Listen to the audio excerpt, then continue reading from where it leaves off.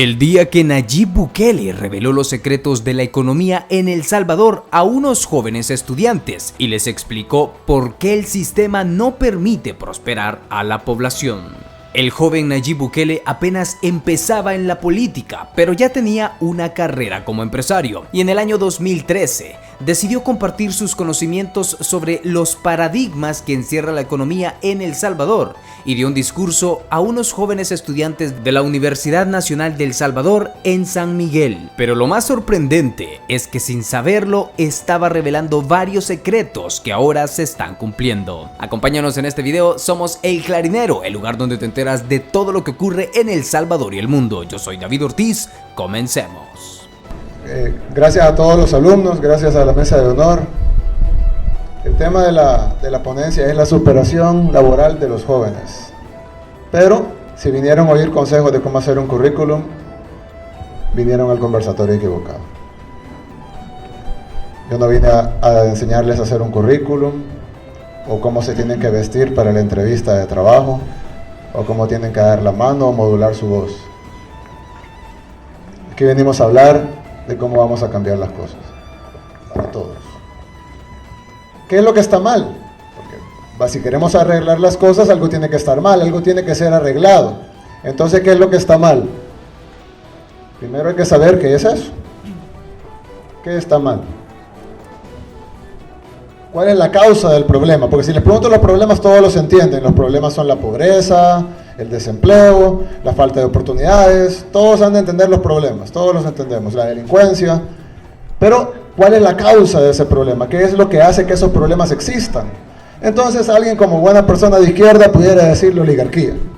La oligarquía es la culpable, porque ellos vinieron en barcos hace 500 años, se apropiaron de las cosas y esclavizaron a la gente. Es verdad. Es verdad, el que diga que es mentira, miente. Pero esa ya no es la causa de los problemas. La oligarquía ya no tiene todo el poder. No tienen el gobierno, tenemos elecciones libres, es decir, ellos no tienen todo el poder. Para poder seguir mandando, nosotros tenemos que permitírselos. Entonces el problema no es la oligarquía en sí. Alguien pudiera decir, bueno, si no es la oligarquía, entonces el problema es el gobierno. Este gobierno no ha hecho nada. Y puede ser verdad. Pero los gobiernos los ponemos nosotros. Los gobiernos dependen del país. Los gobiernos funcionan dentro de un sistema. Entonces no puede ser solo el gobierno el problema. Entonces alguien puede decir, bueno, el problema entonces es la educación. El problema es que los salvadoreños no estamos lo suficientemente educados para elegir buenos líderes. Y esos líderes nos van a llevar a un mejor futuro.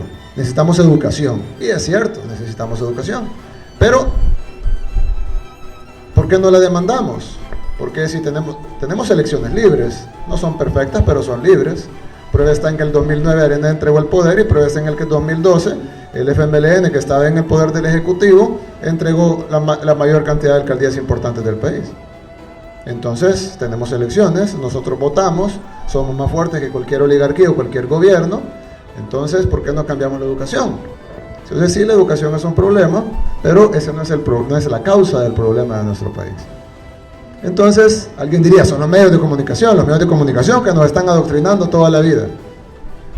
Nos dicen qué es lo que tenemos que hacer, nos dicen qué es lo que tenemos que usar, nos dicen qué es lo que tenemos que comer, qué es lo que tenemos que comprar, y es cierto.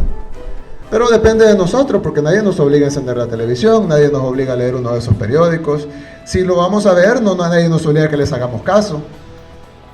Entonces el problema no son los medios de comunicación, debe ser algo más que los medios de comunicación.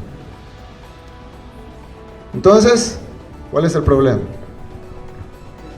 ¿Cuál es la causa real del problema? Yo creo que el problema son los paradigmas. ¿Cómo es ese Pokémon? No, ¿cómo se come eso? Ustedes que son universitarios ya sabrán que es paradigma. Pero yo el paradigma lo veo como algo un poco distinto. El paradigma es, en la definición que les traigo, es esas cosas que plantan en nuestra cabeza y que las hacen ver como verdades, aunque no son verdades, son todo lo contrario. Hay un paradigma, nos gobierna, ¿sí? Lo que sucede es que antes, y aquí algunas personas que vivieron un poquito antes,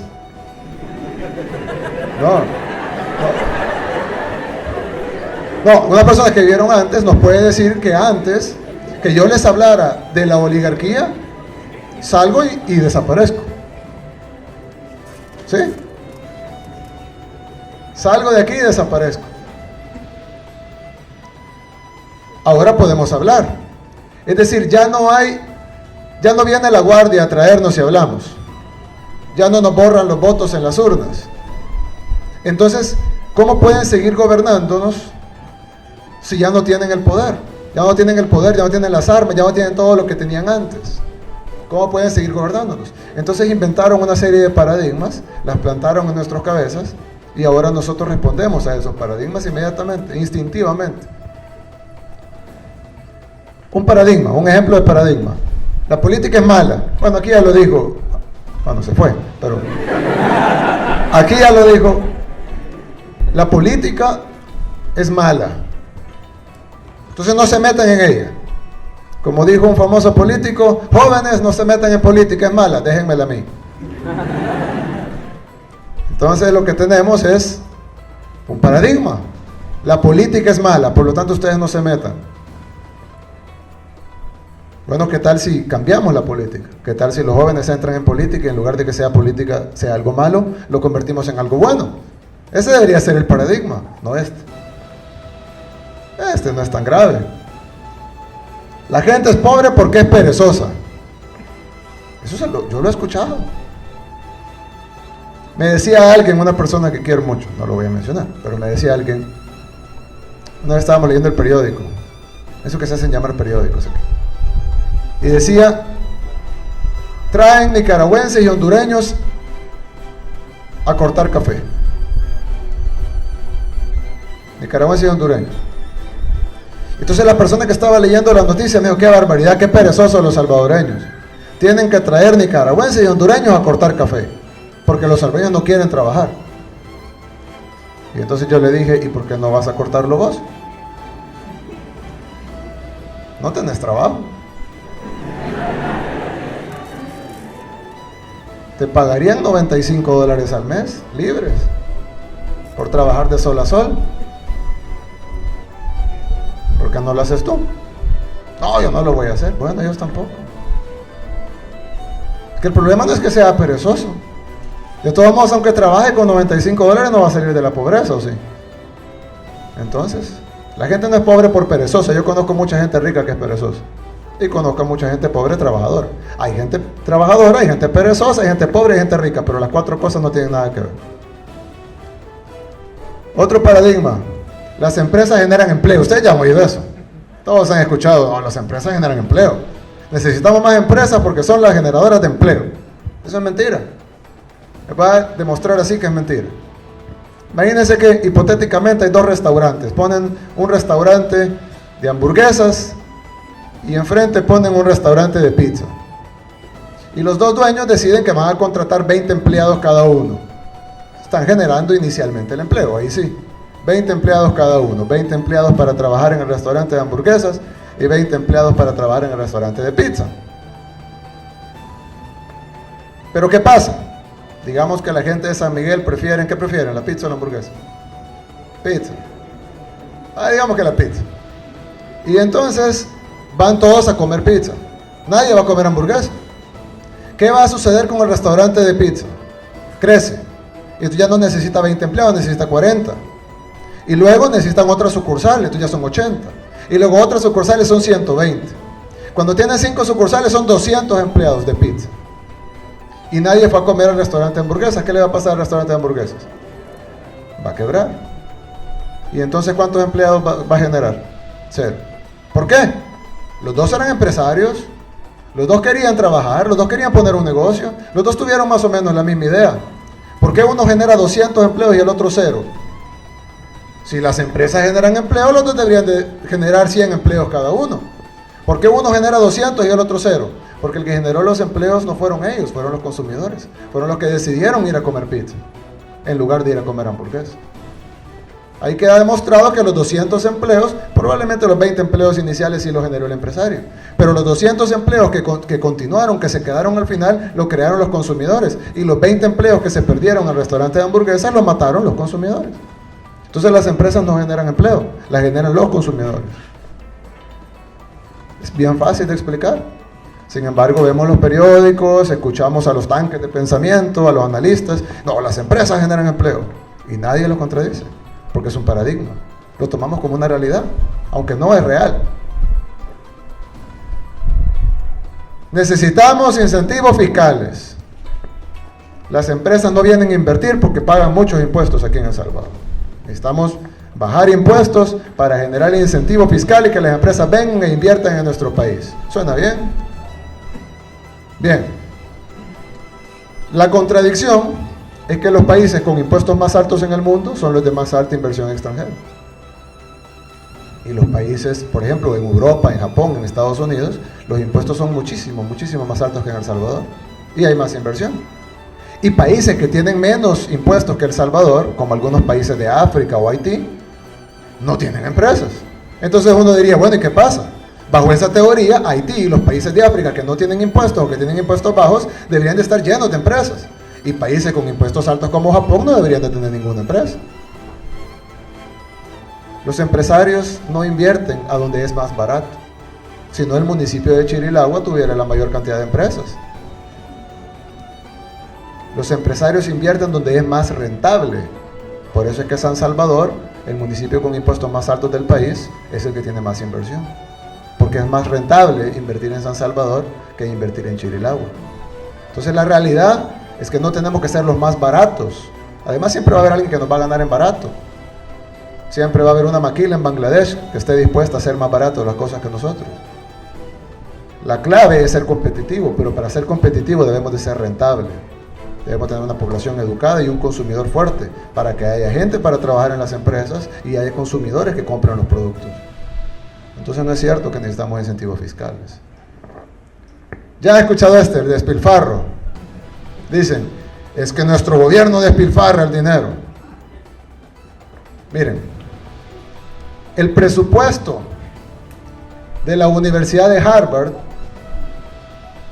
una universidad, es igual al de todo El Salvador. Igualito. Lo que ellos gastan en una universidad, aquí que estamos en la Universidad de El Salvador, lo que Harvard gasta en una universidad incluye todo el gobierno de El Salvador, todos los ministerios, la policía, la Fuerza Armada, todas las escuelas, esta universidad, todos los hospitales, todas las embajadas en el mundo, la Asamblea Legislativa, la Corte Suprema de Justicia, todos los juzgados, todos los programas sociales, todas las obras de infraestructura, construcción de calles, todo el gobierno, todos los decenas de miles de empleados del gobierno, todo el gobierno de El Salvador se sostiene con el mismo presupuesto que la Universidad de Harvard. Entonces, si algo necesita nuestro país es más despilfarro. Necesitamos invertir más en el país. Eso no exime de responsabilidad de los funcionarios corruptos. A los funcionarios corruptos metámoslos presos. Pero tenemos que invertir en el país. La excusa de que el funcionario es corrupto no puede ser excusa para no invertir en el país. Entonces el problema no es el despilfarro, sino la carencia de despilfarro. Y este es mi favorito: populismo. Ya han oído esa palabra, se oye feo. Yo escucho, la gente escucha populismo y dice, populismo. ¿Alguien quiere un presidente populista? Nadie. ¿Nadie? Bueno, yo sí. Yo les quiero pedir, después, cuando salgan de aquí, que agarren un diccionario y que busquen la definición de la palabra populismo. Yo lo agarré en el camino acá, el Arús, pues si quieren la cita textual, y decía: populismo, doctrina política que pretende defender los intereses y aspiraciones del pueblo. Eso es malo aquí en El Salvador. Defender los intereses y las aspiraciones del pueblo es malo en El Salvador. Y yo vine a la Universidad de El Salvador, les pregunté si alguien quería un presidente populista y nadie levantó la mano. Es un paradigma. Nos han vendido que el populismo es malo. Eso es malo. Populismo. ¿Y qué es bueno entonces? Hay dos alternativas, dos cosas contrarias al populismo. Está el elitismo, que es la selección de la élite sacada de la masa, y trabajar para ellos, o, estoy seguro que nadie está de acuerdo con el elitismo, o el individualismo, que es un poco más noble que el elitismo, pero igual yo prefiero el populismo que el individualismo. Incluso en deportes, para los que les gusta el fútbol, saben que el individualismo no funciona. Así que yo me quedo con el populismo. ¿Por qué les digo todo esto? Porque todos los problemas de nuestro país se sostienen en causas, como les dije, la oligarquía, los medios de comunicación, el gobierno, los políticos.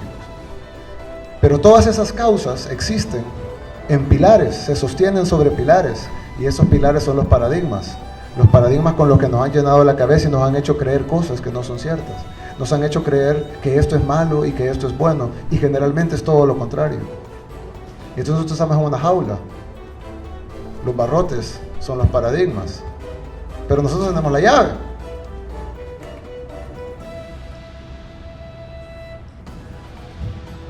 Romper los paradigmas.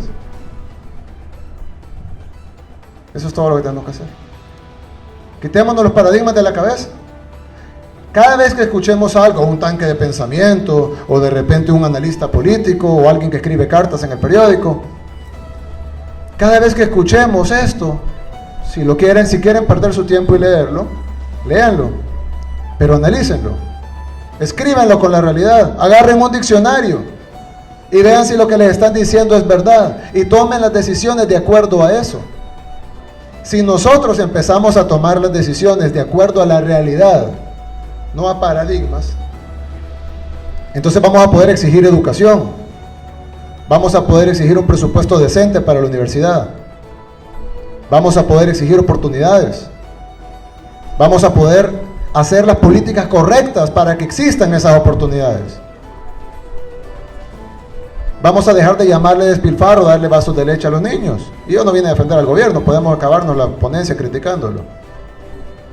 Pero no critiquemos lo bueno, critiquemos lo malo. Yo criticaría, por ejemplo, que el presupuesto de la Universidad de El Salvador es muy pequeño. Yo criticaría, por ejemplo, que el presupuesto de educación es muy pequeño. No que es muy grande. Quitemos los uniformes porque así podemos pagar la calidad educativa. ¿Y por qué no podemos hacer las dos? Es más, les voy a dar una idea. Con los 1.100 millones de evasión fiscal que hacen los ricos en el país, podemos pagar uniformes, calidad educativa, hospitales, salud. Construimos un hospital en cada municipio del país y nos sobra dinero. Ahí es donde tenemos que estar discutiendo. No en los uniformes, en los zapatos y el vaso de leche. Pero todo esto, no podemos tirar media hora hablando de uniformes y zapatos y vasos de leche. Pero ese no es el problema, esa es la consecuencia de los paradigmas. Entonces, ya que aquí la mayoría son jóvenes, quitémonos los paradigmas, no los aceptemos. Cuando escuchemos algo, critiquémoslo, evaluémoslo 2 veces, preguntémonos por qué. Y entonces vamos a poder cambiar nuestro país. Muchas gracias. Este ha sido el video de hoy, y si te gustó y quieres que más personas lo vean, ya sabes qué hacer. Nos vemos hasta la próxima.